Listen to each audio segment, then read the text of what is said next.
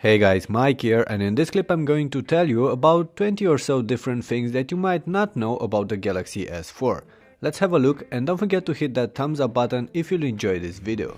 Alright, for starters, out of the box, the Galaxy S4 comes with all sorts of sounds activated, and the one you're getting each time you're hitting the screen and performing an action is extremely annoying. Here's how you can remove it. Next, this is how you can easily mute an incoming call. There are two ways to do that. Cover the phone with your entire hand or flip the phone upside down. But first, you'll have to make sure these two options are ticked in the settings.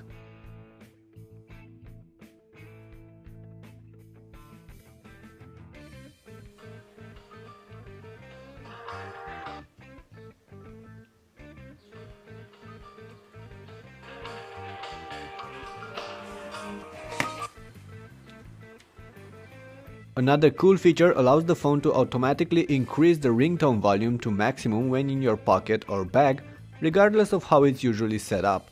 For that you need to go to Settings, Call Settings, and make sure that Increase Volume in Pocket is ticked.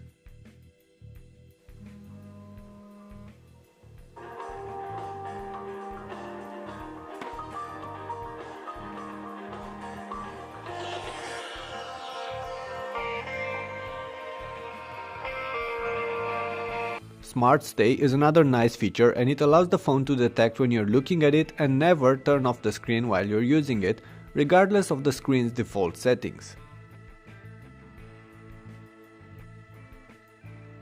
The S4 comes with these new eye tracking capabilities, allowing you to scroll through a web page with your eyes or automatically pause a clip when you're not watching the screen. But the truth is that the phone does not track your eyes, it tracks your face. Moving or closing your eyes will cause no response if you hold your face still, but moving your head will.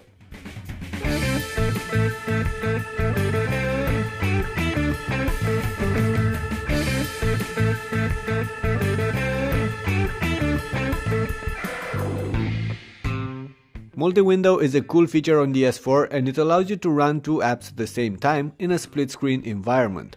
It only works with a limited selection of apps, but now you can finally listen to music playing from YouTube while browsing on an Android device, and to be frank, I've been waiting for that for so long. Used most of the time. It's a 13-megapixel camera with an f2.2 lens plus 1080p video, of course.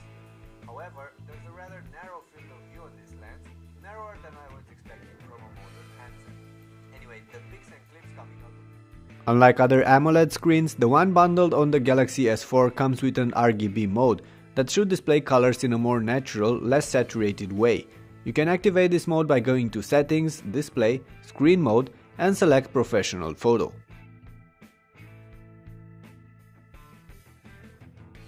Like most other smartphones, the SGS4 comes with Auto Brightness that automatically adjusts the screen's brightness based on surrounding conditions.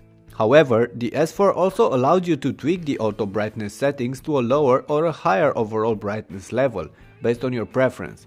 This way, you will have to use the manual brightness settings less often.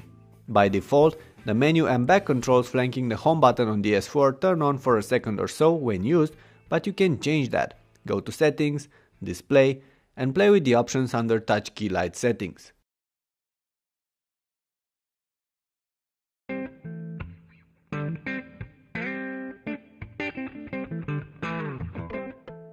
Also, out of the box, you might notice a small delay between the time you're pressing the home button and the time the phone reacts.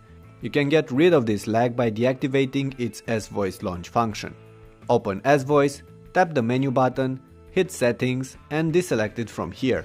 The phone will get noticeably faster after that.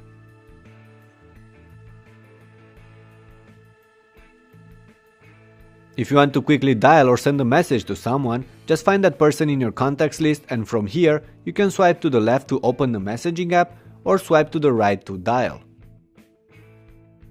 The keyboard on the S4 might not look different than the one on the S3, but it is powered by SwiftKey, which means that you now get suggestions while using the continuous input mode, plus the phone learns and adapts to your typing habits while you're using it.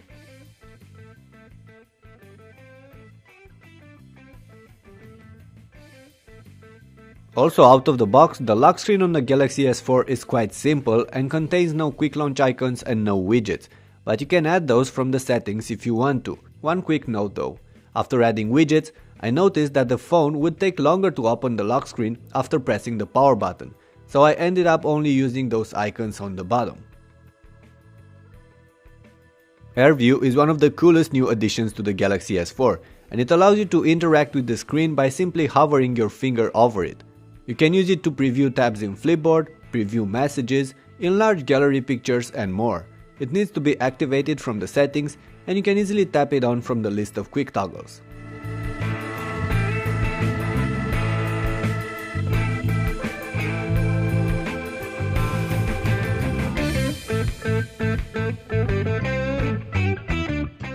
With the phone flat on your desk, you can easily peek at the latest notifications and some extra info, like the date, hour and the track playing, just by covering the screen with your hand without pressing any buttons.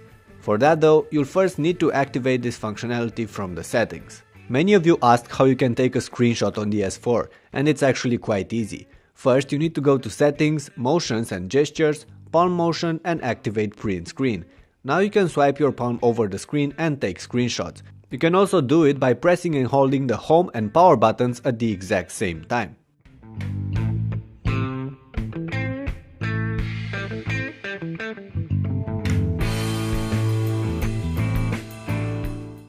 If you want to turn off the camera's shutter sound, there's a simple but rather stupid mode of doing that. You need to put the phone on mute, not on vibrations, on mute, and this way that annoying shutter sound will be gone.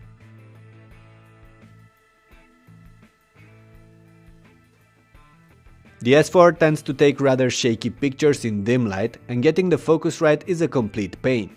But I did find a solution for that. I use the drama mode and take a quick burst of pictures and then pick the good one from those. It's not an ideal approach, but it tends to work for me. Alright, that's about it for now. Thanks for watching, and I do hope you enjoyed this video. Leave a thumbs up if you did and subscribe to my channel for more. I have many other clips about the S4 there, so you might want to check them out. Also, if you do know some other cool tips and tricks for the S4, feel free to tell us about them in the comment section below. I'll see you later.